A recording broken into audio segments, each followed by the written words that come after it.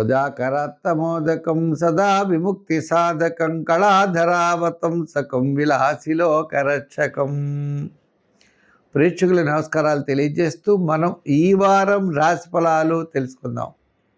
మే 24 నుంచి మే 30వ తారీఖు వరకు ఉన్నటువంటి గ్రహాల యొక్క పరిస్థితులను అనుసరిస్తే మేషరాశిలో కుజుడున్నాడు, మిథున రాశిలో గురుడు, సింహరాశిలో కేతువు, మనకి కుంభరాశిలో రాహు, మీనరాశిలో శని. ఈ విధంగా గ్రహాల యొక్క పరిస్థితి మనం చూసినట్లయితే మిగిలిన గ్రహాలన్నీ కూడా చంద్రుడి విషయానికి వస్తే సింహ, కన్య, తులారాశుల్లో చంద్ర సంచారం ఉంటుంది.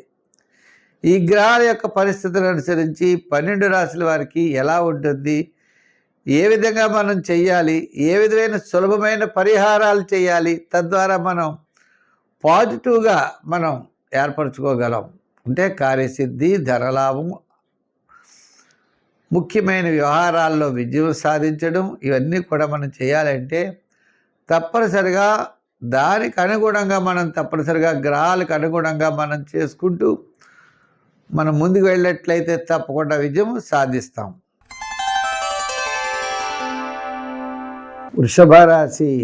ఈ వృషభ రాశి వారికి కుటుంబ, ఆర్థిక, సంతానపరమైన వ్యవహారాలు చాలా ప్రోత్సాహకరంగా ఉన్నాయి. విందులు, వినోదాల్లో పాల్గొంటారు. అయితే మీరు పనులైతే చేయాలంటే మాత్రం వారాంతం చేయగలుగుతారు.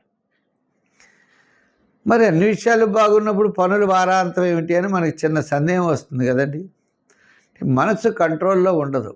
వార ప్రారంభంలో అనవసరమైన వ్యవహారాల్లో దెబ్బలాట్లు ఎక్కువగా జరుగుతాయి. వారం మధ్యలో పనుల్లో ఆలస్యం అవుతుంది. వారాంతం మాత్రమే కార్యజయం పొందే అవకాశాలు ఉన్నాయి. మానసికమైన ప్రశాంత వాతావరణం ఉంటుంది. చిన్న చిన్న ఆటంకాలు, శ్రమ ఉంటాయి. ఆర్థికంగా సర్దుబాట్లు జరుగుతాయి. అంటే సర్దుబాట్లు అంటే మరి అవసరానికి తప్పదు కదా. ఆ విధంగా ఉద్యోగపరంగా సమస్యలు ఉండవు.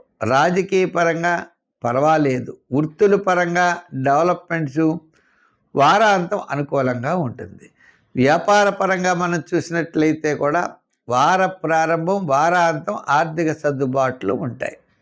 వీటిలో ఎలక్ట్రానిక్స్, గృహోపకరణాలు, రియల్ ఎస్టేటు, షేర్స్ వారికి బాగుంటాయి. ఇంకా జనరల్, కిరాణా, మెడికల్ సామాన్యం. ఇంకా మిగిలిన వ్యాపారాలు పెద్దగా రేంజ్గా ఉండేటువంటి అవకాశాలు లేవు. అంచేత ఈ రాశివారు ప్రతి విషయంలో శ్రద్ధగా వెళ్ళాలి. అంటే బాగా కలిసి వస్తుంది కదా అంటే మీకు నిత్యకృత్యానికి ఇబ్బంది ఉండదు, కానీ మిమ్మల్ని తీసుకెళ్ళి ఆకాశంలో కూర్చోబెట్టి ఆర్థిక పరిస్థితులను సూపర్ డెవలప్మెంట్స్ అయితే కనపట్టలేదు.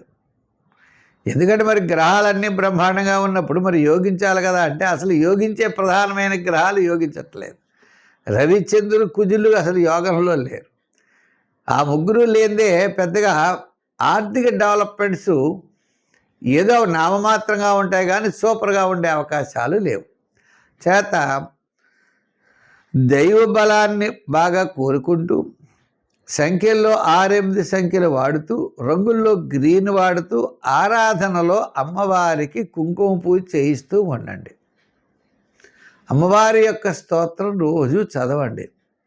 మీ ఇష్టం వచ్చిన లలిత, లక్ష్మి ఏదో ఒకటి అమ్మవారి యొక్క దేవాలయానికి వెళ్ళి అమ్మవారి యొక్క కుంకుమ పుట్టు పెట్టుకుంటూ ఉండండి.